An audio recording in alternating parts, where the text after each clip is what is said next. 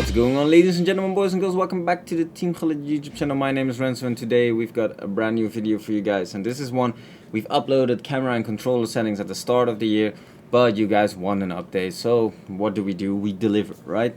Please, just asking you, make sure you subscribe to the channel. You guys have been killing it lately with support, especially on the custom tactics video after the patch. Just please do so if you enjoy the content. And like always, just sit back, relax, and enjoy.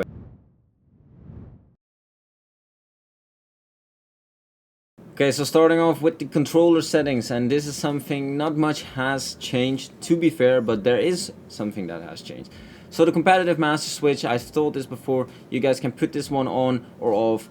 It's mandatory in FUT champs and division rifle, so I'd recommend you guys to always keep it on. But if you're a more casual player and you want to enjoy the game to the fullest, you probably want to turn it off, because you can put on contextual agile dribbling, auto shots, assisted headers, jockey being assisted, so yeah, the game gets a little bit more easy. But through pass assistance, we advised you, I think, to keep this on assisted, but right now you want to probably move it to semi. Paired up with the recent videos that I showed you guys, all the tactics that through balls are really overpowered. Putting it on semi is just going to allow you to control the through ball a bit more yourself, and trust me, it's worth it.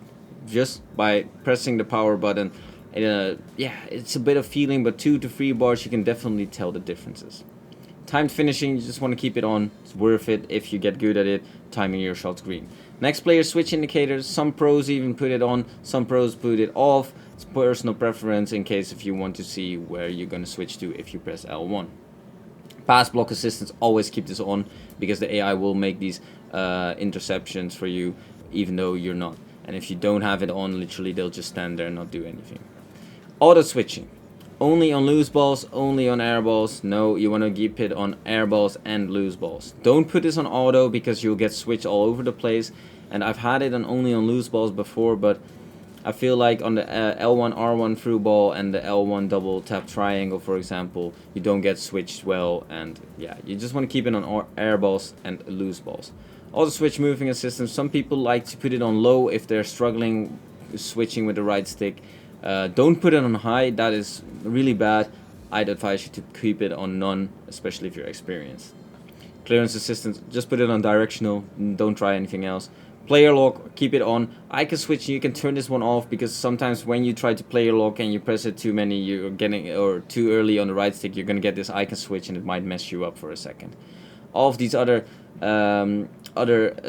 right stick assistance, short assistance, cross assistance, just put it on assisted. And use vibration feedback and trigger resistance, you can turn that off.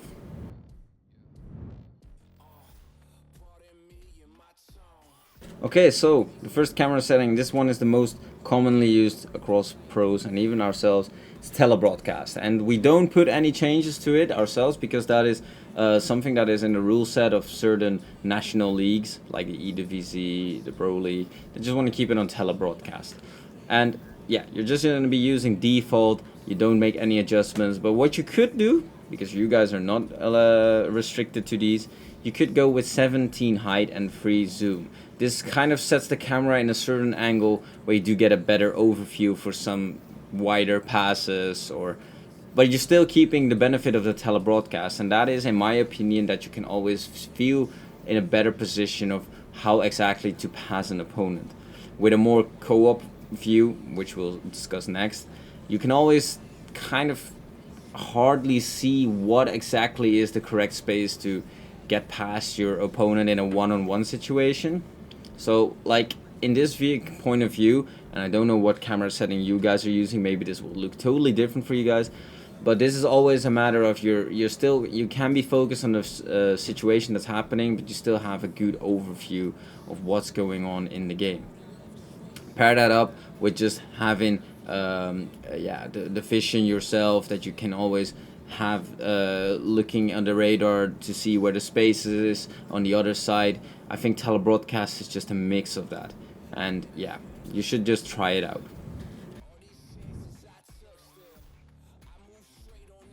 So like I said, the co-op camera setting, you basically go to the settings and game settings, and I forgot to tell that in Tele Broadcast, but then you can adjust everything right here, right? Okay, so what you want to do for co-op, you can go like ultra zoomed out, you can go like camera height 17 or even 20, and zoom free or 0. Like I said before with Tele Broadcast, you can also just regularly go with co-op, because you can just try it out yourself in game. You'll see the difference and what works for you. But co-op is pretty much an entire different setting, which Rasfan, for example, uses, and you can see that like you have a more higher point of view of the entire situation. Like in this case, you can always see the runs being made on the other side of the pitch. So if you're in control, like that case with your right midfielder, which was Mbappe, you can see the left midfielder making the run, and you can play these long passes. But it might be difficult to judge sometimes in what the opponent is going to do, or which way he's going, or how you should get past somebody. So that are the differences between the camera settings. Hope you guys enjoyed this video. See you guys in the next one. Ciao, ciao.